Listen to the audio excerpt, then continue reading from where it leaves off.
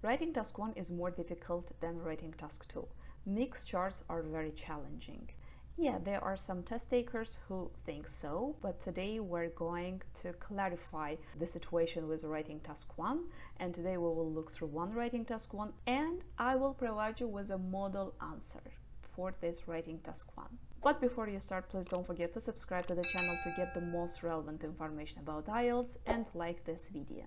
Well, we have taken one writing task 1, one chart, mixed charts. Today we're going to discuss mixed charts taken from Cambridge 17. It's about the police budget. So here we have one table and two pie charts. So the table and charts below give information on the police budget for 2017 and 2018 in one area of Britain.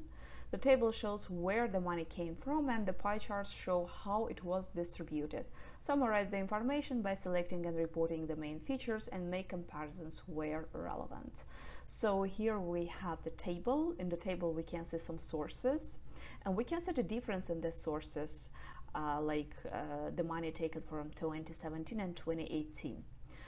In the pie charts, we can see how this money was spent. From the sources on the table, we can see that all of them increased. Just local taxes increased the most by more than 10 million, while money which was spent mostly was spent on technology, or to be precise, the money that was spent on technology increased.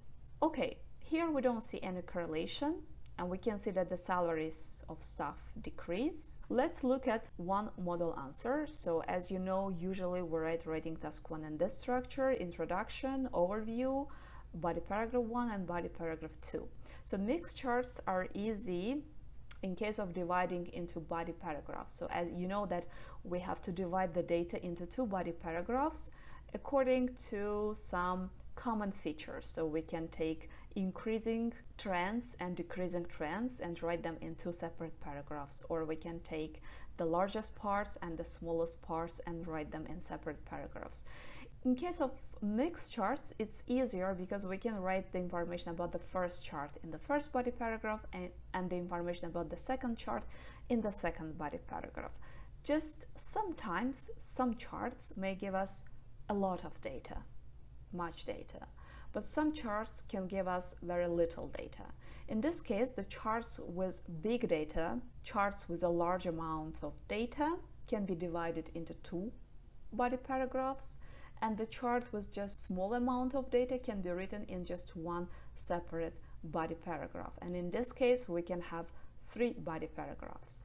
Well, let's look at our introduction.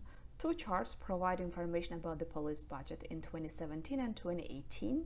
The table displays the money transfer from different sources, while the pie charts depict how the money was spent. So here you can see that we have written just one sentence. The first sentence is general, that we have the information about the police budget in 2 years, and then we write a column and give the explanation of each chart, what each chart displays or charts. Next we go to the overview. So here we need to write the summary without numbers. It's evident that all sources of money increased, with the local taxes having the largest change. Yeah, local taxes had the largest change. It's evident.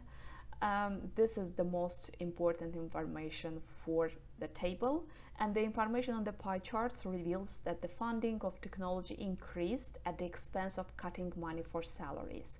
So one part increased at the expense of the other. So it means that the money spent for the other part decreased. And now we are going to our body paragraphs. Let's look at the first one.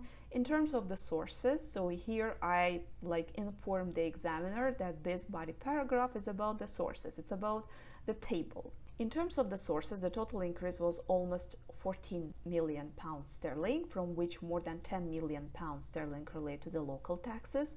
Financial investments into the police budget from national government rose by over 2 million pounds sterling in 2018, whereas other sources such as grants remained almost the same. So here we can see that the total increase, we firstly write about the total increase, it was about 40 million. 10 million of this total increase relate to local taxes. Financial investment into the police budget from national government rose by over 2 million, whereas I joined two sentences, two pieces of information. Other sources such as grants remained almost the same. So here I have some contradiction. National government, money from national government increased slightly, but grants or other sources remained the same. Concerning the pie charts, here again I informed the examiner that now I'm going to write about the pie charts. The police officers and staff's salaries, which constituted 3/4 of the total expenses in 2017, underwent a downward trend, falling to 69% in 2018.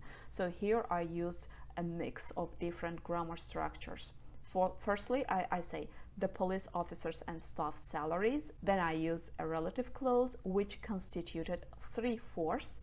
Instead of saying 75, I write 3/4, which is slightly different. And then I say which constituted 3/4 underwent a downward trend.